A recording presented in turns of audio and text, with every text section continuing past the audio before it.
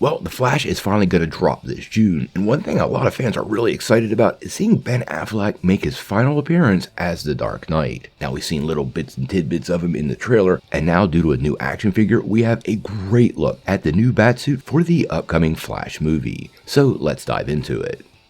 Well, as many of you know, Ben Affleck really hasn't gotten a lot of time to be Batman in the DCEU. We only got to know the character in Batman vs Superman and both versions of Justice League. And although his experience working on those Justice League reshoots was so bad that it appeared to bring an end as his time as Batman, he was indeed convinced to come back for The Flash. Now, of course, he did a couple of scenes for Zack Snyder's Justice League and even filmed a cameo for the Aquaman and the Lost Kingdom, which we now know has been cut, but it appears we are going to get our final farewell to the character in the upcoming Flash movie. Now, earlier today, we got a look at some merch for the character, specifically an action figure that gives us a spectacular look at the costume. So let's dive into it.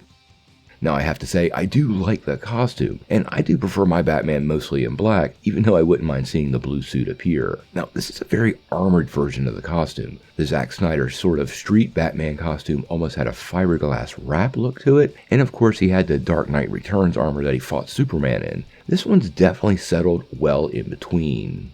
The arms and legs look fully armored. I do like the utility belt, and the cowl along with the neck appears to be all one piece holding down the cape.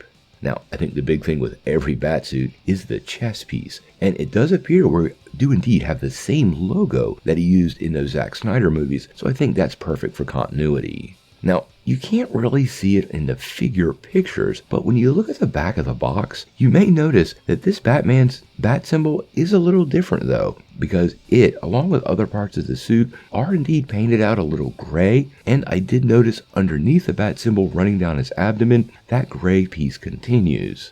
Now, I have no problems with this. I actually think it looks pretty cool, but there might be some people that find it a little weird. It is the only thing that's off about the suit. Beyond that, I do think it looks great. We are hearing he's not going to get a lot of time in this movie, so we're not going to see this suit a lot. I have heard anywhere from 6 to 8 minutes in total, which isn't just a quick blip and he's out. I'm sure he's a big part of the first act, but overall, don't expect a lot of this particular version of Batman in the upcoming movie.